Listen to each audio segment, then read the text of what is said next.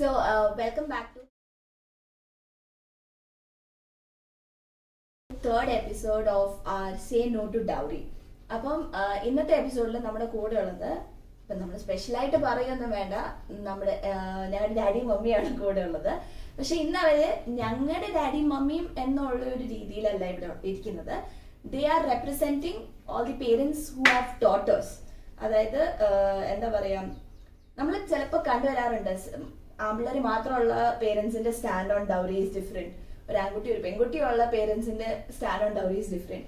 അതേപോലെ തന്നെ പെൺപിള്ളേർ മാത്രമുള്ള പേരൻസിന്റെ stand about dowry is different. അപ്പം ഇന്ന് അവർ റെപ്രസെന്റ് ചെയ്യുന്ന ആ ഒരു ഗ്രൂപ്പ് ഓഫ് പീപ്പിൾ, അല്ലെങ്കിൽ group of people or group of parents who have just daughters, അതാണ് ഇന്ന് അവർ റെപ്രസെന്റ് ചെയ്യാൻ പോകുന്നത്. സോ അവരോട് നമ്മൾ ക്വസ്റ്റ്യൻസ് നേരത്തെ എപ്പിസോഡ്സിലൊക്കെ ഉള്ള പോലെ തന്നെ ക്വസ്റ്റ്യൻസ് ചോദിക്കും. അവരുടെ റെസ്പോൺസ് അല്ല, അവരുടെ ഒരു പോയിന്റ് ഓഫ് വ്യൂ അല്ലെങ്കിൽ അവരുടെ ഒരു അണ്ടർസ്റ്റാൻഡിങ് ഇതിനെപ്പറ്റി എന്താണെന്നും എങ്ങനെയാണെന്നും ഉള്ളതാണ് നമ്മൾ ഇന്നത്തെ എപ്പിസോഡിൽ ചെയ്യാൻ പോകുന്നത്. So this is episode 3 for you guys. Let's begin. ആയിട്ടുള്ള ക്വസ്റ്റ്യൻ ആണ്, will you give dowry? ഞങ്ങൾ കെട്ടിച്ചുവിടുമ്പോൾ ഡാഡി ഡൗറി കൊടുക്കും. ചോദ്യം എന്ന് പറഞ്ഞിട്ടുണ്ടെങ്കിൽ നീ ഇപ്പൊ ഡാഡിയോട് ചോദിച്ചത് ഞങ്ങളെ കെട്ടിച്ചു വിടുമ്പോൾ ഡാഡി ഡൗറി കൊടുക്കുമെന്ന്. നിങ്ങൾക്ക് ആവശ്യമുണ്ടോ? വേണ്ട. Okay. നിനക്കോ? വേണ്ട. Okay. അങ്ങനെ നമ്മുടെ പൈസ വേണ്ടെന്ന്. Okay. So the question was, will you give dowry at the time of my daughter's marriage? If you people are looking for a straightforward answer, my answer is no. 100% no. Because I'm not interested to give dowry. Okay? That's the answer. ഇനി എക്സ്പ്ലനേഷനിലോട്ട് എക്സ്പ്ലനേഷനിലേക്ക് പോവുക എന്ന് പറഞ്ഞു കഴിഞ്ഞാൽ ചിലപ്പം ഇവരിനി അടുത്ത ചോദിക്കാൻ പോകുന്ന ചോദ്യത്തിൽ ചിലപ്പോൾ അതിൻ്റെതായിട്ടുള്ള വേറെ ചോദ്യങ്ങളുണ്ടാകാം. പക്ഷേ എന്നെ സംബന്ധിച്ചിടത്തോളം ഞാൻ എൻ്റെ മക്കളെ ചോദിച്ചു തരുന്നവരോട് അവർ എന്നോട് സ്ട്രേറ്റ് ഫോർവേഡായിട്ട് ഇങ്ങനെ ഒരു സ്ത്രീധനം ഡൗറി എന്ന് ചോദിച്ചു കഴിഞ്ഞാൽ എനിക്ക് ഒരൊറ്റ ആൻസറേ ഉള്ളൂ, സോറി, നിങ്ങൾക്ക് തരാനായിട്ട് എൻ്റെ വീട്ടില് പിള്ളേരില്ല. സോ അതായിരിക്കും ആൻസർ. പക്ഷെ അതിൻ്റെ ഒരു മറുവശം പറയുവാണെങ്കിൽ എനിക്ക് 2 പെൺമക്കളാണ്. അപ്പം എനിക്കുള്ളത് അത് എന്നതാണെങ്കിലും എൻ്റെ കാലശേഷം എൻ്റെ പിള്ളേർക്കാണ് എന്ന് മനസ്സിലാക്കാൻ കഴിവുള്ള ഒരുത്തനാണെങ്കിൽ, ഇല്ലെങ്കിൽ ഒരു ഫാമിലി ആണെങ്കിൽ അവർ വന്നിട്ട് ഒരിക്കലും അങ്ങനെ ഒരു ആവശ്യം ഉന്നയിക്കില്ല എന്ന് ഞാൻ വിശ്വസിക്കുന്നു. എനിക്ക് തോന്നുന്നു ഈ ചോദ്യത്തിന്റെ ആൻസർ ക്ലിയർ. അല്ല, അത് തന്നെ ഡാഡി പറഞ്ഞ പോലെ തന്നെ. ഇപ്പം ഒരാൾ ചോദിച്ചിട്ട് വരാൻ, ഇപ്പം ഞങ്ങൾക്ക് ഇത്ര വേണം അല്ലെങ്കിൽ ഇത്ര കിട്ടിയാലേ ഞങ്ങൾക്ക് ഇത് നടത്താൻ പറ്റത്തുള്ളൂ എന്നൊക്കെ ചോദിച്ചിട്ട് വരുവാണെങ്കിൽ ഞങ്ങൾ അവിടെ വെച്ച് അത് സ്റ്റോപ്പ് ചെയ്യും. ഞങ്ങൾക്ക് താല്പര്യമില്ല. അതിപ്പോൾ എത്ര നല്ല പയ്യനാണ്, എത്ര പഠിപ്പുള്ളവനാണ്, അല്ലെങ്കിൽ എത്ര നല്ല ക്വാളിറ്റി ഉള്ളവനാണെന്ന് പറഞ്ഞാൽ പോലും ആരായാലും ഈ ഒരു കാരണം കൊണ്ട് ഞങ്ങളത് വേണ്ടെന്ന് തന്നെ വെക്കും. അത് ഡൗട്ടില്ലാത്ത കേസാണ്. പിന്നെ ഇപ്പം ഡാഡി പറഞ്ഞല്ലോ, നിങ്ങൾക്ക് ഡാഡിക്ക് തരാനുള്ള പറ്റുന്ന കാര്യങ്ങളൊക്കെ ഡാഡി തരും. അത് ഡൗറി ആയിട്ടല്ല, അത് നിങ്ങൾക്ക് കിട്ടേണ്ടപ്പോൾ കിട്ടും. And that's not for the guy. Yeah. Okay. Okay, അപ്പം എനിക്ക് വന്ന് അടുത്ത ക്വസ്റ്റ്യൻ ഓൾറെഡി ഓട്ടോമാറ്റിക്കലി ആൻസർ ചെയ്ത് കഴിഞ്ഞു. അടുത്ത ക്വസ്റ്റ്യൻ ഇതായിരുന്നു, ഇപ്പൊ ഡൗറി ചോദിക്കുന്നവരോടുള്ള റെസ്പോൺസ് എന്തായിരിക്കും എന്നായിരുന്നു. റെസ്പോൺസ് ഇത്രേ ഉള്ളൂ, നിങ്ങൾക്ക് തരാനായിട്ട് ഞങ്ങളുടെ വീട്ടില് ഞങ്ങൾ പെൺകുട്ടികളെ അങ്ങനെ വളർത്തിയിട്ടില്ല, വിൽക്കാനായിട്ട്. സ്ട്രേറ്റ് ഫോർവേഡ് ആണ്. Yes, we are not interested to buy a person who is supposed to take care of my children. Okay, that's the answer.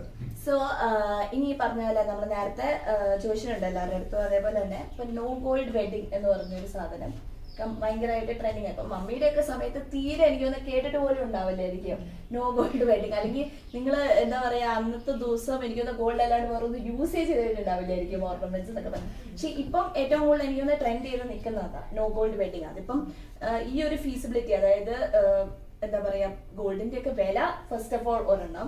പിന്നെ അത് മാത്രമല്ല, ഇപ്പം ഗോൾഡിനേക്കാളും എനിക്കൊന്ന് ഭംഗിയുള്ള ഓർണമെന്റ്സ് നോ ഗോൾഡിലാണ് വരുന്നത്, അല്ലെങ്കിൽ ഗോൾഡ് എല്ലാം അങ്ങനെയാണ് വരുന്നത്. സോ മേ ബി ഇതെല്ലാം കൊണ്ടായിരിക്കും this is in trend now. അപ്പം ഇപ്പൊ നമുക്ക്, അല്ലെങ്കിൽ ഇപ്പൊ നമ്മുടെ ഒരു കല്യാണം എന്ന് പറഞ്ഞിട്ട് ഇത് വരുമ്പോൾ, ഇഫ് വി ആർ ഓപ്റ്റിംഗ്, അല്ലെങ്കിൽ ഇപ്പൊ ഞാനോ ആശയോ we are opting for a no gold wedding എന്ന് പറഞ്ഞു കഴിഞ്ഞാൽ എന്തായിരിക്കും response? I'll support. No gold wedding okay, പക്ഷെ എന്നാലും എന്തെങ്കിലുമൊക്കെ ഞങ്ങളുടെ കുറച്ച് ആഗ്രഹത്തിൽ കുറച്ചൊക്കെ ഞങ്ങൾ തന്നാലും അത് നിങ്ങൾ ഇടണം എന്നാണ് ഞങ്ങൾക്ക്. അത് entirely മമ്മിയുടെ. മമ്മിയുടെ. പക്ഷെ, ഞാൻ I'll support ഇല്ല. because as always ഞാൻ എൻ്റെ പിള്ളേരുടെ ആഗ്രഹം എന്ന് പറഞ്ഞു കഴിഞ്ഞാൽ അന്ന് തൊട്ട് ഇന്ന് വരെ അതിനെ സപ്പോർട്ട് ചെയ്തിട്ടേ ഉള്ളൂ. Valid ആണ്. ഈ ഒരു കേസിലും ഞാൻ അവർക്ക് സപ്പോർട്ട് ചെയ്യും. പിന്നെ അവര് വന്നിട്ട് എനിക്കൊരു ഫേവർ ചെയ്യുവാണ്. പിന്നെ എന്തുകൊണ്ട് ഞാൻ അത് സ്വീകരിച്ചുകൂടാ? അതെ. അല്ല അങ്ങനെയല്ല, നോ ഗോൾഡ് വെഡിങ്ങിന് എനിക്ക് കുഴപ്പമൊന്നുമില്ല, താല്പര്യക്കുറവൊന്നുമില്ല. പക്ഷേ എന്നാലും നമ്മുടെ ആ ഒരു രീതി Tradition ആ, ഇതാക്കാനാണോ? നമുക്ക് അത്യാവശ്യം കുറച്ച് സ്വർണ്ണമൊക്കെ വേണം എന്നുള്ള ഒരു സ്വർണ്ണം? ആഗ്രഹമുള്ള ആളാണ് ഞാൻ. സ്വർണ്ണം? മക്കൾക്ക് ഇട്ട് കൊടുക്കണം എന്ന് ആഗ്രഹിക്കുന്നതാണ്. നമുക്ക് മമ്മീന്റെ നമുക്ക് ഹാൻഡ് മീ ഡൗൺ കൊടുക്കാം, മമ്മീന്റെ പഴയ അല്ല, jewelry ഞാൻ ഒക്കെ. ചോദിക്കട്ടെ അമ്മയുടെ, ഇപ്പം മമ്മിക്ക് അങ്ങനെ ഒരു തോട്ട് വരുന്നത് ഇനിയിപ്പം ഇപ്പൊ നമ്മള് കല്യാണം കഴിച്ച് പോകുന്ന വീട്ടുകാരുടെ അടുത്ത് നിന്ന് അങ്ങനെ എന്തെങ്കിലും ടോക്ക് വരുന്നോ, അല്ലെങ്കിൽ നമ്മുടെ തന്നെ ഫാമിലിയുടെ ഇടയ്ക്ക് എന്തോ നിങ്ങളാന്തോ ഒന്നും കൊടുക്കാണ്ടാണോ വിട്ടേ ഒരിക്കലല്ല, അത് എന്റെ ആഗ്രഹമാണ്, എന്റെ ഇഷ്ടമാണ്. അത് എന്റെ മക്കൾ ഇട്ട് കാണണം എന്നുള്ളൊരു ആഗ്രഹം എന്റെ ഒരു ഇത് മാത്രമാണ്. ആഗ്രഹങ്ങളൊക്കെ നല്ലതാണ്. പക്ഷേ ഇന്നത്തെ കണ്ടീഷൻ വെച്ച് നോക്കുമ്പോൾ നമ്മളൊരു ഷോയ്ക്ക് പോകാതിരിക്കുന്നതായിരിക്കും. ഷോയ്ക്ക് ഞാൻ പറഞ്ഞില്ല, ഞാൻ പറഞ്ഞ അത്യാവശ്യം ഒരു മാല, 2 വള, ഒരു മോതിരം, അങ്ങനെയൊക്കെ ഉള്ള ഒരു കുറച്ച്. പിന്നെ അങ്ങനെ കുറച്ച് ഞാൻ പലപ്പോഴും പല കല്യാണങ്ങളിലെ പെണ്ണുങ്ങളെ കാണുമ്പോൾ ഞാൻ പറയും നടക്കുന്ന ജ്വല്ലറി, മൊബൈൽ ജ്വല്ലറി എന്ന് പറയാറുണ്ട്. അതുപോലെ എല്ലാരെയും കാണിക്കാനോ ആർഭാടത്തിനോ ഒന്നും അല്ല, നമ്മുടെ ഒരു സാറ്റിസ്ഫാക്ഷൻ, സന്തോഷം. അതാണ് ഞാൻ ഉദ്ദേശിച്ചത്. അല്ലാണ്ട് ഈ കുറച്ച് അങ്ങനെയൊന്നും അല്ല. ആ ഒരു അത്യാവശ്യത്തിന് അതിപ്പം നമ്മുടെ നാട്ടുകാർക്കനുസരിച്ച് അത് വേണം, അതല്ലെങ്കിൽ ഒരു എന്തോ ഒരു സുഖക്കുറവ്. പെണ്ണ് എന്നതാണെങ്കിലും പെണ്ണ് തന്നെയാണ്. അതിപ്പോ അത് അങ്ങനെയാ. അല്ല, കല്യാണത്തിന്റെ ആ സമയത്ത് നിങ്ങൾക്ക് നിങ്ങളുടെ ഡ്രസ്സിന് മാച്ച് ചെയ്യുന്ന ഓർണമെന്റ്സ് എന്ത് വേണമെങ്കിലും ഉപയോഗിക്കാം. അതെല്ലാം കഴിഞ്ഞ് നമ്മൾ ഈ കല്യാണം കഴിഞ്ഞിട്ട് നമ്മൾ ഈ ഓർണമെന്റ്സ്, എന്താ പറയുക, മാച്ചിങ് ഓർണമെന്റ്സ് തന്നെ ഇട്ടിട്ട് നടക്കണമെന്നില്ലല്ലോ. അപ്പൊ ഒരു താലിമാല അത് പോസ്റ്റ് വെഡിങ് ആണല്ലോ, നമ്മുടെ വെഡിങ് ആ ഒരു പരിപാടിയുടെ സമയത്ത് ഇല്ല, അത് ഓക്കെ, എനിക്ക് അതിനോട് യോജിപ്പാണ്, കുഴപ്പമൊന്നുമില്ല. ആ പരിപാടിയുടെ സമയത്ത് നിങ്ങൾ നോ ഗോൾഡ് ഓക്കെ, എനിക്ക് പ്രശ്നമൊന്നുമില്ല. അതിന്റെ തന്നെ കണ്ടിന്യൂവേഷൻ ആയിട്ട് ഇപ്പൊ നമ്മളൊരു നോ ഗോൾഡ് വെഡിങ് ആയിട്ട് മുന്നോട്ട് പോവാണ്. ഇപ്പൊ നേരത്തെ ചോദിച്ച പോലെ തന്നെ ഇപ്പം forget the groom's family, അത് നമ്മളിപ്പോ ചിന്തിക്കുന്നേ ഇല്ലാന്ന് വിചാരിക്കും. ഇപ്പൊ നമ്മുടെ ഫാമിലിന്ന് തന്നെ വന്ന് പറയാ അതെന്തോ ഒന്നും കൊടുത്തില്ലേ, അതെന്തോ ഒന്നും കൊടുക്കാൻ ഇല്ലായിരുന്നോ, അല്ലെങ്കിൽ അങ്ങനത്തെ ഒരു രീതിയിൽ, അല്ലെങ്കിൽ എന്തുകൊണ്ടൊന്നും കൊടുത്തില്ല എന്ന് ഒരു ഇത് വന്നാലോ, അല്ലെങ്കിൽ ഒരു ടോപ്പ് നമ്മുടെ ഫാമിലിയിൽ നിന്ന് അല്ലെങ്കിൽ എത്ര കൊടുത്തു അങ്ങനെയൊക്കെ ഒരു ഇത് വന്നു കഴിഞ്ഞാൽ നമ്മളിപ്പോ ഇൻവൈറ്റ് ചെയ്യുന്ന ആൾക്കാരായിരിക്കും എപ്പോഴും കാണാറുള്ളൂ. നമ്മളടുത്ത് പോകുമ്പോൾ ആരാണെങ്കിലും എനിക്ക് തോന്നുന്നു നമ്മുടെ നാട്ടില് നമ്മൾ കാണാറുണ്ട്, നമ്മള് കല്യാണങ്ങൾക്ക് പോകുമ്പോ എത്ര കൊടുത്തു അല്ലെങ്കിൽ എങ്ങനെ കൊടുത്തു. അത് ഞാൻ നോക്കിയിട്ട് ഇച്ചിരി പഴയ ആൾക്കാരാണ് ഇപ്പോഴത്തെ ഒരു ഇതിൽ വന്ന്, അതായത് ഞങ്ങളുടെ ഒരു ഇതൊക്കെ വന്ന് നിൽക്കുന്ന സമയത്ത് എനിക്ക് തോന്നുന്നില്ല അങ്ങനെ ചോദിക്കുന്നു. അല്ലേ? തോന്നില്ല അങ്ങനെ ചോദിക്കുന്നു. കാരണം വെച്ചിട്ടുണ്ടെങ്കിൽ നിങ്ങൾ എന്ത് കൊടുക്കും, നിങ്ങൾ എന്താ കൊടുത്തു, ഇതുവരെ ഞങ്ങളുടെ ഒരു ഇത് വെച്ചിട്ട് ഞങ്ങൾ ആരോടും ചോദിച്ചിട്ടില്ല. അപ്പൊ ഞങ്ങൾക്കും ആ ഒരു ഇതായിരിക്കും. അല്ല, എനിക്ക് തോന്നുന്നത് അങ്ങനെ ഒരാളും ചോദിക്കൂല. കാരണം എന്താന്ന് വെച്ച് കഴിഞ്ഞാല് അറിയാം, നമ്മളെ അറിയാവുന്നവർക്ക് അവർക്കറിയാം എനിക്ക് എന്തുണ്ടോ അതെന്റെ 2 മക്കളാണ്. ഞാൻ അവർക്ക് ആവശ്യത്തിനുള്ള വിദ്യാഭ്യാസം കൊടുത്തിട്ടുണ്ട്. അതാണ് ഏറ്റവും വലിയ ഇമ്പോർട്ടന്റ്. ആവശ്യത്തിനുള്ള വിദ്യാഭ്യാസം കൊടുത്തിട്ടുണ്ട്. പിന്നെ ഞാൻ എനിക്കായിട്ട് എൻ്റെ ചാച്ചൻ തന്നതും, പിന്നെ ഞാനായിട്ട് എന്തെങ്കിലും സ്വരുക്കൂട്ടിയിട്ടുണ്ടെങ്കിലും അതെല്ലാം വന്നിട്ട് ഉള്ളത് ഓക്കെ, അത് എന്നതാണെങ്കിലും ഇവർക്ക് 2 പേർക്കും ഉള്ളതാണ്. എൻ്റെ കുടുംബത്തില് എന്ന് ഞാൻ ഉദ്ദേശിക്കുമ്പോൾ എൻ്റെ വൈഫിന്റെ കുടുംബവും എൻ്റെ കുടുംബവും ഞങ്ങളുടെ കുടുംബവും ഓക്കെ, ഞങ്ങളുടെ കുടുംബത്തിലുള്ളവർക്ക് അറിയാം. സോ അങ്ങനെ ഒരു ക്വസ്റ്റ്യൻ വരുമെന്ന് ഞാൻ പ്രതീക്ഷിക്കുന്നില്ല. കാരണം എന്നാൽ പറ്റാവുന്ന ഏറ്റവും നല്ല വിദ്യാഭ്യാസം ഞാൻ അവർക്ക് കൊടുക്കാൻ ശ്രമിക്കുന്നുണ്ട്. സർവ്വധനാൽ പ്രധാനം. ഓക്കെ, അപ്പൊ നമുക്ക് അങ്ങനെ ഒരു എന്താ പറയാ ആ ഇഷ്യൂ നമ്മൾ ഏകദേശം സോൾവ് ചെയ്തു. അടുത്ത ക്വസ്റ്റ്യൻ, ഇപ്പം നമ്മള് കല്യാണം കഴിച്ചു വിടുന്നിടത്ത് ഈ ഡൗറിന്റെ പേരും പറഞ്ഞു അല്ലെങ്കിൽ എന്തെങ്കിലും ഇഷ്യൂ പറഞ്ഞു നമ്മളെ അബ്യൂസ് ചെയ്യുവാണെങ്കിൽ നമ്മള് ഫിസിക്കൽ മെന്റൽ അല്ലെങ്കിൽ വെർബൽ അബ്യൂസ് അണ്ടർഗോ ചെയ്യുമെന്ന് ഞങ്ങൾ അതിന്റെ അടുത്ത് വന്ന് പറഞ്ഞാൽ വാട്ട് വിൽ യുവർ റെസ്പോൺസ്? അതില് ഞാൻ നോക്കിട്ട് ഞാൻ അതിൽ ആദ്യം നോക്കാം അതിനകത്ത് സത്യാവസ്ഥ എന്തെങ്കിലും ഉണ്ടോ എന്നാണ്. അല്ല അങ്ങനെയല്ല.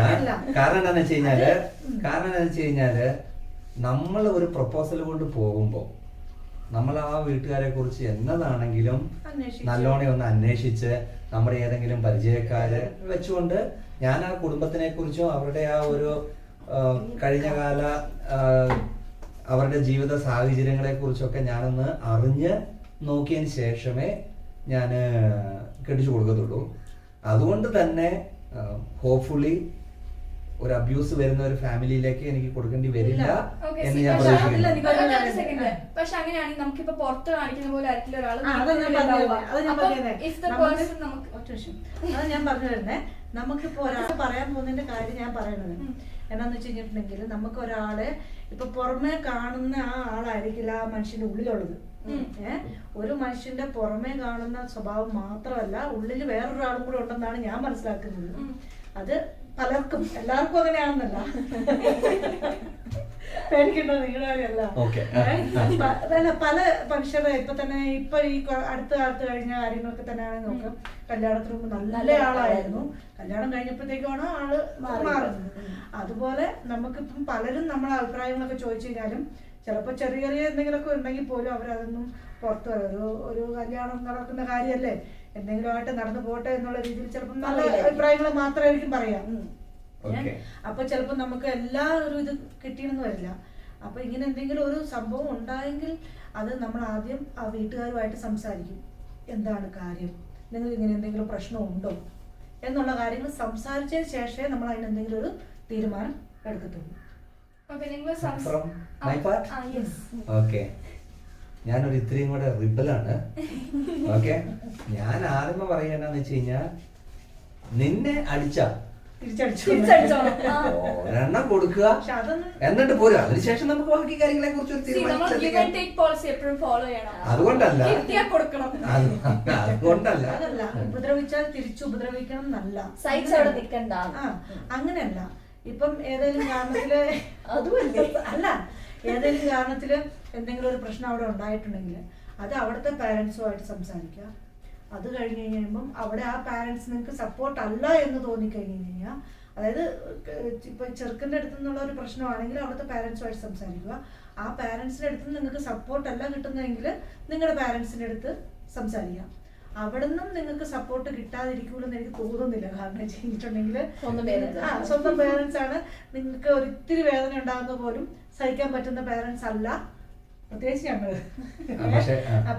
അപ്പൊ അങ്ങനെ എന്തെങ്കിലും നമുക്ക് അവിടെ സോൾവ് ചെയ്യാൻ പറ്റാത്ത പ്രശ്നങ്ങളാണെങ്കിൽ നമ്മൾ അതിന്റെ ബാക്കി കാര്യം നോക്കും.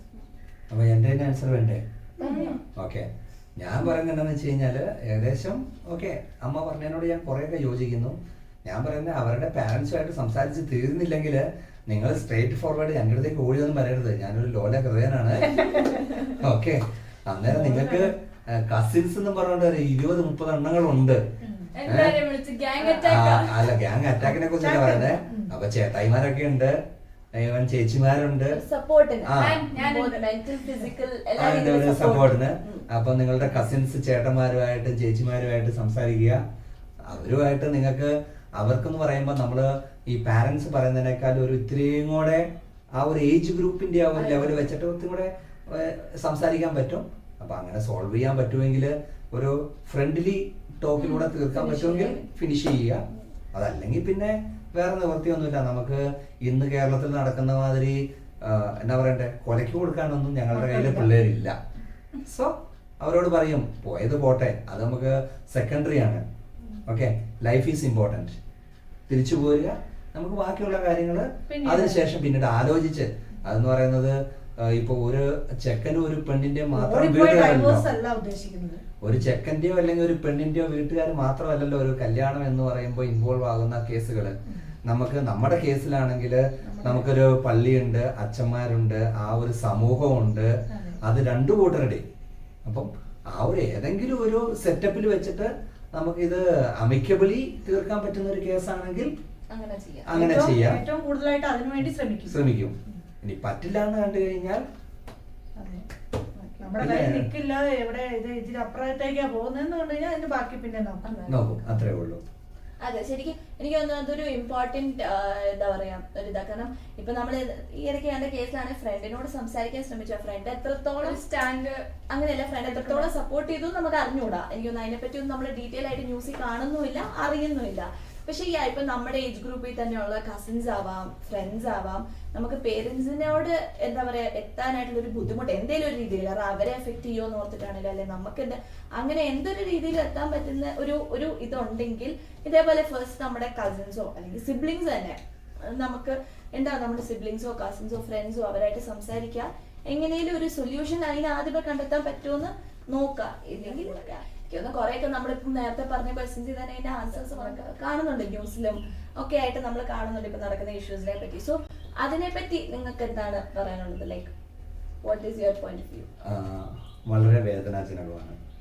കാരണം നമ്മളുടെ ഒരു സ്വകാര്യ അഹങ്കാരമാണ് കേരളം ലിറ്ററസി റേറ്റിൽ ഇത്രമാത്രം മുന്നിലാണെന്നുള്ളത്.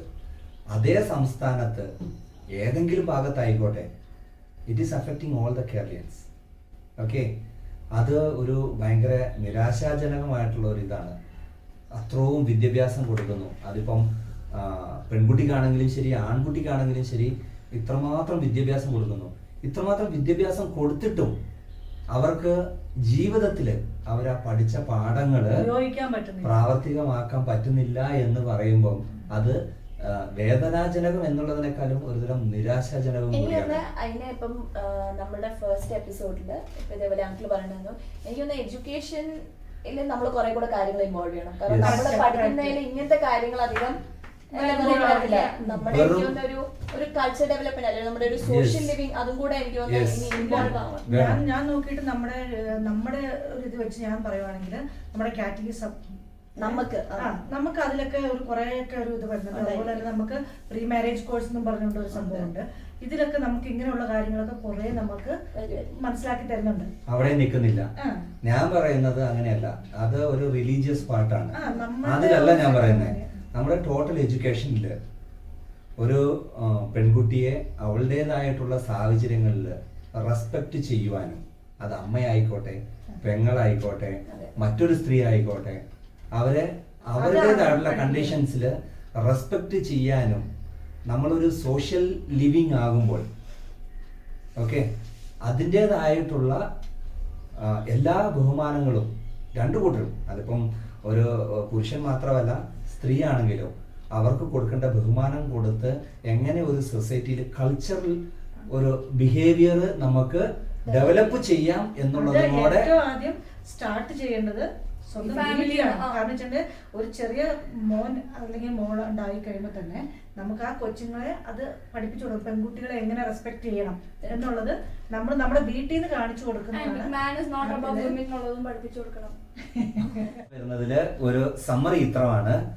നമ്മുടെ വിദ്യാഭ്യാസത്തിന്റെ സെറ്റപ്പില്, എഡ്യൂക്കേഷണൽ സെറ്റപ്പില് ചെറിയൊരു മാറ്റം വേണം. അത് വന്നിട്ട് എങ്ങനെ സമൂഹത്തിനെ മാനേഴ്സോടെ ഇല്ലെങ്കിൽ അമിതമായ ഈ എന്നാ പറയണ്ടേ ആഗ്രഹങ്ങളെയൊക്കെ, അതായത് ഇപ്പം ഒരു പെണ്ണുങ്ങളുടെ വീട്ടിൽ നിന്ന് കൊണ്ടുവരുന്ന സ്വത്ത് കൊണ്ട് വേണം എനിക്ക് ജീവിക്കാൻ, ഞാൻ ഇത്ര പഠിച്ചു, ഞാൻ ഇത്ര ചെലവേ, എന്നെ പഠിപ്പിക്കാൻ ഇത്ര ചെലവായി, അതുകൊണ്ട് ഞാൻ കെട്ടുന്ന പെണ്ണ് അവിടെ നിന്ന് കൊണ്ടുവരുന്ന അതിന്റെ, അതായത് ഞാൻ കൊടുത്ത എക്സ്പെൻസ് ഇവരുടെ വീട്ടിൽ നിന്ന് കൊണ്ടുവരുന്ന സ്വത്ത് കൊണ്ട് ബാലൻസ് ചെയ്യണം എന്ന് വിചാരിക്കുന്ന ഒരു ബിഹേവിയർ തെറ്റാണ്. പക്ഷെ ഒരു പെൺകുട്ടിയുടെ വീട്ടിൽ നിന്ന് കൊണ്ടുവരുന്ന സംഭവങ്ങളും കൂടെ എൻ്റെ ജീവിതത്തിൽ എനിക്കൊരു സഹായമാകും എന്നുള്ള ഒരു ആറ്റിറ്റ്യൂഡ് ആണെങ്കിൽ അത് തെറ്റില്ല. അതെനിക്ക് തോന്നുന്നത്, അതായത് എന്ത് വരുന്നോ അത് വെച്ച് if she is willing and family is willing എന്നെ ഹെൽപ്പ് ചെയ്യാനാണെങ്കിൽ ഓക്കെ. അല്ലാണ്ട് ഈ ചോദിച്ചു വാങ്ങൽ പിടിച്ചു വാങ്ങൽ, അതിലിപ്പോ ഒരു കല്യാണം കഴിയാന്ന് പറഞ്ഞിട്ടുണ്ടെങ്കിൽ അതൊരു ഫാമിലി ആവുകയാണ്. ആ ഫാമിലിയിൽ എന്തൊരു ഇഷ്യൂ ഉണ്ടായാലും അല്ലെങ്കിൽ ഒരു സാമ്പത്തിക ബുദ്ധിമുട്ടോ എന്തോ ഉണ്ടായാലും ഈ പെൺകുട്ടി സഹായിക്കാൻ സന്നദ്ധയാണെങ്കിൽ അത് ഏറ്റവും നല്ല കാര്യമാണ്. അവളെ കൊണ്ട് ചെയ്യാൻ പറ്റുന്ന നല്ലൊരു അത് കാര്യമാണ്. എന്തുകൊണ്ടാന്ന് വെച്ച് കഴിഞ്ഞാൽ അവൾ ആ കുടുംബം സ്വന്തം എന്റെ സ്വന്തം കുടുംബമായിട്ട് കാണുന്നത് കൊണ്ട്. ഓക്കെ, അത് അങ്ങനെ ചെയ്യാൻ എടുക്കുന്നതിന് യാതൊരു എന്റെ തെറ്റുമില്ല. ഒരു അഭിപ്രായത്തില് ഒരു കല്യാണം കഴിഞ്ഞാൽ 1-2 ആഴ്ച അല്ലെങ്കിൽ 1 മാസം 2 മാസത്തിനുള്ളില് അവരെ ഇൻഡിപെൻഡന്റ് ആയിട്ട് വിട്ടേക്കണം. രണ്ടു വശത്തു നിന്നുള്ള പാരന്റ്സും അവരുടെ മേലെ കൂടുതൽ പ്രഷർ ചൊലുത്താനായിട്ട് നിൽക്കരുത്. നിങ്ങൾ ഉദ്ദേശിക്കുന്ന ഇൻഡിപെൻഡന്റ് എന്ന് പറയുന്നത് കല്യാണം കഴിഞ്ഞ് ചെന്ന് കഴിഞ്ഞ് ഒരാഴ്ച കഴിയുമ്പോൾ അപ്പനെ അമ്മേനെ അവിടെ ഇട്ടിട്ട് അങ്ങനെയല്ല പറയുന്നത്. അല്ല, ഇപ്പൊ അവർ ഒരുമിച്ച് ജീവിക്കുവാണെങ്കിൽ പോലും അവരുടെ പേഴ്സണൽ സ്പേസിലോട്ട് പേരൻസ് തള്ളിക്കയറരുത്. അത് നിങ്ങൾ സ്പെഷ്യലായിട്ട് പറയണം. ഞാൻ ഉദ്ദേശിച്ചത് എന്താന്ന് വെച്ച് കഴിഞ്ഞാല് ഒരിക്കലും അപ്പനും അമ്മയും വന്നിട്ട് ഈ ഒരു കല്യാണം കഴിഞ്ഞ് ചെല്ലുന്ന ചെക്കന്റെയും പെണ്ണിന്റെയും ജീവിതത്തിലേക്ക് ഒരു ഡിസിഷൻ മേക്കിങ്ങില് ഒരു ഫോഴ്സ് ആയിട്ട് മാറരുത്. ആവശ്യമില്ലാതെ ചെല്ലരുത്. ഫോഴ്സ് ആയിട്ട് മാറരുത്. പക്ഷെ അവർക്ക് സ്നേഹത്തോടെ കാര്യങ്ങളൊക്കെ ഒരു അഡ്വൈസർ ആകാം, ഒരു ഗൈഡ് ആകാം. പക്ഷെ അവർക്ക് വേണ്ടി ഡിസിഷൻ എടുക്കാൻ നിൽക്കരുത്. അത്രേ ഞങ്ങൾക്ക് പറയാനുള്ളൂ. അതായത് ഇപ്പം ചെറുക്കന്റെ വീട്ടിൽ നിന്നാണെങ്കിൽ അപ്പനും അമ്മയും ചെറുക്കന് സപ്പോർട്ട് ചെയ്ത് മാത്രം സംസാരിക്കുക, പെണ്ണിനെ മാറ്റി തള്ളിക്കളയുക. അതല്ല, പെണ്ണിന്റെ വീട്ടിൽ നിന്നാണെങ്കിൽ പെണ്ണിനെ സപ്പോർട്ട് ചെയ്ത് സംസാരിക്കുക, ചെറുക്കനെ മാറ്റി നിർത്തുക. അങ്ങനെയല്ല. ഇവര് കല്യാണം കഴിഞ്ഞ് വന്നു കഴിഞ്ഞിട്ടുണ്ടെങ്കിൽ രണ്ടു കൂട്ടർക്കും അവർ രണ്ടുപേർക്കും മക്കളാണത്. ഇപ്പൊ പെണ്ണിന്റെ വീട്ടിലാണെങ്കിൽ ചെറുക്കനും പെണ്ണും അത് അവർ രണ്ടുപേരും അവരുടെ മക്കളാണ്. നേരെ തിരിച്ചാണെങ്കിലും അതെ, അവർ രണ്ടുപേരും അവരുടെ മക്കളാണ്. അല്ല, അത് അവള് നമ്മൾ കെട്ടിക്കൊണ്ട് വന്നാലേ മരുമോള് അങ്ങനെ മാറ്റി നിർത്തരുത്. മകളായിട്ട് കാണണം. ഇപ്പൊ നമ്മുടെ ഒരു മോളുണ്ടെങ്കിൽ നമ്മുടെ മോളെ കെട്ടിച്ചു വിടുന്നിടത്തേക്ക് അവരുടെ മോളായിട്ടാണ് അവർക്ക് കാണുന്നത്. അതുപോലെ തന്നെ നമ്മളിവിടെ മോളായിട്ട് കണ്ടാല് നാളെ അവിടെ അങ്ങനെ തന്നെ കാണിക്കും. പക്ഷെ ഈ ഒരു കേസിൽ ഞാനൊരു ഫൈനൽ സ്റ്റേറ്റ്മെന്റും കൂടെ പറയട്ടെ. എപ്പോഴും ഒരു വിവാഹം കഴിഞ്ഞു കഴിയുമ്പോൾ അവിടെയുള്ള അപ്പനും അമ്മയും കരുതേണ്ടത്, ചിന്തിക്കേണ്ട ഒരു കാര്യം, എൻ്റെ അവസാന നാളില് എന്നെ നോക്കേണ്ട എൻ്റെ മകളാണ് വന്നിരിക്കുന്നത് എന്നുള്ള ചിന്തയിൽ ആ ഒരു പെൺകുട്ടിയെ അവർ സ്വീകരിക്കുകയാണെങ്കിൽ അവിടെ there won't be any issues. Issue വന്നാൽ ഇവര് ഒന്ന്, അതായത് മോന്റെ അടുത്താണ് തെറ്റെങ്കിൽ, അതായത് എന്റെ മോനാന്ന് വിചാരിച്ച അവിടെ കൂടെ നിൽക്കാൻ.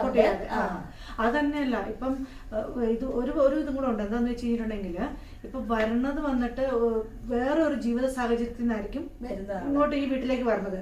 അപ്പൊ അവർക്ക് പെട്ടെന്ന് ഇതുമായിട്ട് അങ്ങോട്ട് അഡ്ജസ്റ്റ് ചെയ്യാനായിട്ട് ഇത്തിരി ബുദ്ധിമുട്ടുണ്ടാവും. അപ്പൊ അവർക്ക് അത് ആ ഒരു അഡ്ജസ്റ്റ് ആയിട്ടുള്ള ഒരു സമയം കൊടുക്കുക. സമയം കൊടുക്കുകയെന്ന് പറഞ്ഞിട്ടുണ്ടെങ്കിൽ വർഷങ്ങളോളം അല്ല, അത്യാവശ്യം ഒരു സമയം കൊടുത്ത് കാര്യങ്ങളെല്ലാം പറഞ്ഞ് മനസ്സിലാക്കി. സോ നമ്മളിപ്പോ നിൽക്കുന്ന ഒരു നെയ്ബർഹുഡില് ഇങ്ങനത്തെ ഒരു കാര്യം അല്ലെങ്കിൽ ഒരു പെൺകുട്ടിനെ അബ്യൂസ് ചെയ്യുന്നെന്ന് പറഞ്ഞാൽ നമ്മളെടുക്കുന്ന സ്റ്റാൻഡ് ഉണ്ടായിരിക്കും. സത്യം പറഞ്ഞു കഴിഞ്ഞാല് അതിനെക്കുറിച്ചുള്ള ഒരു സീരിയസ് തിങ്കിങ് ആവശ്യമാണ്. ഓക്കെ, പ്രത്യേകിച്ച് അതൊരു നെയ്ബർഹുഡിൽ നടക്കുന്നതാണ്. നമ്മൾ ആദ്യമേ അവരുടെ പാരൻസിനെ ഇൻഫോം ചെയ്യുക. ഇതാ ഇങ്ങനെ ഒരു സംഭവം കേൾക്കുന്നുണ്ട്, അത് ശരിയാണോ എന്ന് ചോദിക്കുക. പിന്നെ വന്നിട്ട് അത് ടാക്കിൾ ചെയ്യാനായിട്ട് ആ പാരൻസിന്റെ കൂട്ടത്തിൽ ഏറ്റവും കൂടുതൽ സപ്പോർട്ട് കൊടുക്കുക. അതായിരിക്കണം നമ്മൾ ചെയ്യണം. എന്താന്ന് വെച്ചിട്ടുണ്ടെങ്കില് അങ്ങനെ ഒരു സംഭവം അറിഞ്ഞു കഴിഞ്ഞിട്ടുണ്ടെങ്കിൽ നമ്മളത് പെൺകുട്ടിയുടെ വീട്ടിൽ നമ്മളായിട്ട് അറിയിക്കണം. ഇതെവിടെ ഇങ്ങനെ ഒരു പ്രശ്നമുണ്ട്, നിങ്ങളൊന്ന് വന്ന് എന്താ കാര്യം എന്ന് അന്വേഷിക്കും. എന്തെങ്കിലും പ്രശ്നമുണ്ടോ എന്ന് മോളോട് ചോദിക്കും. ഉണ്ടെങ്കിൽ അതിനെ സോൾവ് ചെയ്യാൻ ശ്രമിക്കും. പിന്നെ വന്നിട്ട് അവരുടെ പാരന്റ്സ് വരുന്നോടം വരെ സത്യമായിട്ടും നമ്മൾ ആ ഒരു പെൺകുട്ടിക്ക് പറ്റാവുന്ന വിധത്തിലുള്ള എല്ലാ സംരക്ഷണവും നമ്മൾ നൽകും. പക്ഷെ എന്ന് വിചാരിച്ചിട്ട് നമ്മള് ഓവർ അവരുടെ സ്പേസില് അങ്ങനെയല്ല, അവരുടെ സ്പേസിലേക്ക് തള്ളിക്കയറിക്കൊണ്ടുള്ള ഒരു പ്രൊട്ടക്ഷൻ അല്ല ഉദ്ദേശിക്കുന്നത്. അല്ലാതെ തന്നെ നമുക്ക് നമ്മളുടേതായിട്ടുള്ള ഒരു രീതിയിൽ അവരെ മാക്സിമം പ്രൊട്ടക്ട് ചെയ്യാനായിട്ടുള്ള എല്ലാവിധ സഹകരണവും നമ്മുടെ കയ്യിലുണ്ടാവും.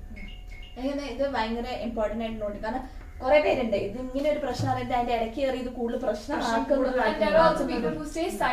സൈലന്റ് ആയിട്ട് ഇരിക്കുന്നവരും ഉണ്ട്. കാരണം എന്റെ വീട്ടിലല്ല, എനിക്ക് ഇനി ഒരു പ്രശ്നത്തിലോട്ട് എന്തിനാ വെറുതെ അത് അങ്ങനെ സൈലന്റ് ആയിരിക്കാൻ ഒരു കാരണം എന്ന് വെച്ചിട്ടുണ്ടെങ്കിൽ നമ്മൾ അവരുടെ ഇതിനകത്തേക്ക് ഇടപെട്ട് കഴിഞ്ഞാൽ അവർക്ക് അത് വേറെ ബുദ്ധിമുട്ടുകൾ ഉണ്ടാവുമോ എന്നുള്ളത് നമ്മൾ ചിന്തിക്കും. നമുക്കൊരു സേഫ് ആയിട്ട് നിന്ന് നമുക്ക് ഇൻവോൾവ് ചെയ്യാം. കാരണം ഇപ്പൊ ഒരു കുറച്ചു ദിവസം കഴിഞ്ഞ് ഇപ്പൊ ഈ കേട്ട പോലത്തെ എന്തെങ്കിലും ഒരു ഇഷ്യൂ ആയിട്ട് ഐ തിങ്ക് നമ്മളെ അത് ചെയ്താലും മുഴുവൻ നമ്മളന്ന് കറക്റ്റ് ആയിട്ട് ആക്ഷൻ എടുത്തില്ലല്ലോ. അതുകൊണ്ടാണല്ലോ ഞാൻ പറഞ്ഞത് നമ്മൾ അതിനായിട്ടുള്ള എല്ലാ പ്രൊട്ടക്ഷനും ഇതില്. ഇപ്പം നേരത്തെ ഞാൻ പറഞ്ഞ പോലെ തന്നെ ഇപ്പൊ നിങ്ങള് കല്യാണം കഴിച്ചിപ്പോ ഒരു 25 years ആയി. ആ ഒരു സമയമല്ല ഇപ്പം ഇപ്പൊ നിങ്ങൾക്ക് എക്സ്പീരിയൻസ് നമ്മുടെ എല്ലാ ഇപ്പൊ നമ്മുടെ കസിൻസിന്റെ ഒക്കെ ആണെങ്കിലും കല്യാണങ്ങളൊക്കെ കണ്ട് നിങ്ങൾക്ക് അറിയായിരിക്കും ഇപ്പൊ നമ്മളൊരു സൂപ്പർഫിഷ്യലി ഇപ്പൊ ഞങ്ങളൊരു കല്യാണം കൂടുന്ന പോലെ അല്ല നിങ്ങൾ കൂടുക. അത് നിങ്ങൾക്ക് പേരൻസിന്റെ സൈഡിൽ നിന്ന് വരുന്ന ബുദ്ധിമുട്ട് ഐ മീൻ കോർഡിനേറ്റ് ചെയ്യാനും അല്ലെങ്കിൽ അതിന് വരുന്ന ചിലവുകളൊക്കെ നിങ്ങൾക്ക് അറിയായിരിക്കും. ബിക്കോസ് എങ്ങനെയാണ് നിങ്ങളുടെ സിബ്ലിങ്സിന്റെ മക്കളൊക്കെയാണ്, അപ്പൊ നിങ്ങൾക്ക് അറിയായിരിക്കും. അപ്പം ആ ഒരു സമയവും ഈ ഒരു സമയം വെച്ച് ഒരു ഡൗറി റിലേറ്റഡ് മാറ്ററിൽ എന്താണ് ഡിഫറൻസ് നിങ്ങൾ കാണുന്നത്? Like the time when you got married and the present scenario, എന്താണ് ഡിഫറൻസ്? ലൈക്ക് സിറ്റുവേഷൻ ബെറ്റർ ആവുകയാണോ ചെയ്തേക്കുന്നത്, സിറ്റുവേഷൻ വേഴ്സ് ആവുകയാണോ ചെയ്തേക്കുന്നത്? ഞാൻ പറയുകയാണെങ്കിൽ നമ്മുടെ കുടുംബത്തിൽ നോക്കുവാണെങ്കിൽ എനിക്ക് അങ്ങനത്തെ ഒരു ഇത് തോന്നിയിട്ടില്ല ഇതുവരെ, ഒരു ഡിഫറൻസ് തോന്നി. കാരണം വെച്ചിട്ടുണ്ടെങ്കിൽ ആരും ഇങ്ങോട്ടേക്ക് ഡൗറി ചോദിച്ചു വന്നിട്ടുമില്ല. നമ്മുടെ കുടുംബത്തിൽ നിന്ന് അന്നും ഇന്നും ഒരു ചെറുക്കൻ ആലോചിച്ച് പോവാണെങ്കിൽ ഇതുവരെ അവിടേക്ക് പോയി ചോദിച്ചിട്ടില്ല ഇത്ര വേണം എന്നുള്ളത്. അതുകൊണ്ട് എനിക്ക് ഒരു ഡിഫറൻസ് ഇതുവരെ ഫീൽ ചെയ്തിട്ടില്ല. കാരണം വെച്ചാൽ നമ്മുടെ ജീവിതത്തിലും അങ്ങനെയായിരുന്നു. ഇപ്പൊ ഞങ്ങളുടെ കസിൻസിന്റെ ഒക്കെ മക്കളുടെയൊക്കെ കാര്യത്തിലൊക്കെ ആണെങ്കിലും ഇതുവരെ അങ്ങനെ ഒരു കേട്ടുകഴിഞ്ഞ് ഇതുവരെ ഉണ്ടായിട്ടില്ല. അതായത് ഇപ്പൊ പറഞ്ഞു വരുന്ന ബേസിക്കലി ഇത്രയേ ഉള്ളൂ. ഞങ്ങളുടെ ഫാമിലിയില് ഞങ്ങള് ആരും. അപ്പൊ ഇന്നത്തെ സെഷൻ ഇതായിരുന്നു. ഐ തിങ്ക് എനിക്ക് തോന്നുന്നു ഇപ്പൊ കഴിഞ്ഞ 3 എപ്പിസോഡ്സ് ഒക്കെ കുറച്ചുകൂടെ ഫൺ ആയിട്ടുള്ള ഒരു ഡിസ്കഷൻ ആയിരുന്നു ഇത്. കുറച്ചുകൂടെ കാരണം ഇതിന് മുന്നേ ഒക്കെ ഉള്ളത് നമ്മൾ കുറച്ച് സീരിയസ് ആയിട്ടായിരുന്നു എനിക്ക് തോന്നുന്നത് ക്വസ്റ്റ്യൻസും ആൻസേഴ്സും ഒക്കെ വന്നത്. കുറച്ചുകൂടെ ഫൺ ആയിട്ടുള്ള ഒരു സെഷൻ ആയിരുന്നു. അപ്പൊ ഐ തിങ്ക് ഏകദേശം ഇങ്ങനെ തന്നെ ആയിരിക്കും എനിക്ക് തോന്നുന്നത് പെമക്കൾ ഉള്ള പേരൻസിന്റെ ഒരു അണ്ടർസ്റ്റാൻഡിങ്. ഇപ്പം എന്താ പറയാ, അവർക്ക് എൻഡ് ഓഫ് ദി ഡേ അവരുടെ മക്കളുടെ സേഫ്റ്റി wherever they go അതായിരിക്കും ഏറ്റവും ഇമ്പോർട്ടൻറ്റും ഫസ്റ്റ് പ്രയോറിറ്റി ആയിട്ടുള്ളത്. അതിപ്പോ ഡൗറി കൂടുതലാണേലും അല്ലെങ്കിലും എങ്ങനെയാണേലും ഐ തിങ്ക് അതായിരിക്കും. പിന്നെ വേറൊരു കാര്യം എന്ന് വെച്ച് കഴിഞ്ഞാൽ അധികം ബേർഡൻ ചെയ്യാണ്ടിരിക്കുക. അതായത് പെൺപിള്ളേരുടെ ഫാമിലി ഇപ്പോഴത്തെ ഒരു സിറ്റുവേഷൻ നമ്മൾ മുന്നേ കണ്ടതിൽ ഇന്നത്തേലും ഒക്കെ എഡ്യൂക്കേഷൻ വൈസ് ആണേലും ഇപ്പൊ വളരെയധികം എനിക്ക് തോന്നുന്നത് പണ്ടത്തെ കാലത്ത് ഇല്ലായിരിക്കും, പക്ഷെ ഇപ്പൊ ആണേലും ഈക്വലി എനിക്ക് തോന്നുന്നത് പെൺപിള്ളേരെയും എഡ്യൂക്കേറ്റ് ചെയ്യുന്നു. ദേ ആർ ഓൾസോ അതേപോലെ ഇപ്പൊ വർക്ക് വൈസ് ആണെങ്കിലും പെൺപിള്ളേർ ഈക്വലി വർക്ക് ചെയ്യുന്നു, ഈക്വലി ഏൺ ചെയ്യുന്നു എന്ന് നമുക്ക് എല്ലാ ആസ്പെക്റ്റിലും പറയാൻ പറ്റില്ലെങ്കിലും they are also contributing financially ആണെങ്കിലും ഫാമിലിയിലോട്ട് കോൺട്രിബ്യൂട്ട് ചെയ്യുന്നത്. It's never ending contribution. അത് അവർ വർക്ക് ചെയ്യുന്ന കാലത്തോളം it keeps coming in to the house. അത് മാത്രമല്ലല്ലോ അതിനുശേഷം അവര് വീടിന്റെ ഉള്ളിലും വർക്ക് ചെയ്യുന്നുണ്ട്. അതെ. സോ ഓവറോൾ എനിക്ക് തോന്നുന്നൊരു എക്സ്ട്രാ കോൺട്രിബ്യൂഷൻ ആണ് ഓവറോൾ ആണ്. അപ്പൊ അതിന്റെ മേലിൽ എനിക്ക് ഒരു ഡൗറിയുടെ പേരിൽ വരിക അല്ലെ ചോദിക്കുക, അതിന്റെ പേരിൽ ഒരു ഇഷ്യൂ ഉണ്ടാക്കുക, എനിക്ക് തോന്നുന്നു നമ്മൾ ഏറ്റവും കൂടുതൽ അവോയ്ഡ് ചെയ്യണം. ആൻഡ് അതേപോലെ എനിക്ക് തോന്നുന്നത് ഒരു take away for the parents, പെൺപിള്ളേരുടെ പേരൻസിന് എന്താന്ന് വെച്ച് കഴിഞ്ഞാൽ ഇങ്ങനെ ഒരു അപ്രോച്ച് വരുമ്പോ തന്നെ, അതായത് നടക്കുമ്പോ തന്നെ സേനോ അധികം അതിലോട്ട് പോയി പിന്നെ ഒരു പ്രശ്നത്തിൽ വരുന്നതിന് മുന്നേ തന്നെ ആദ്യം തന്നെ ഇതങ്ങ് കട്ട് ചെയ്ത് എന്താ പറയാ, സോറി. ഓക്കെ.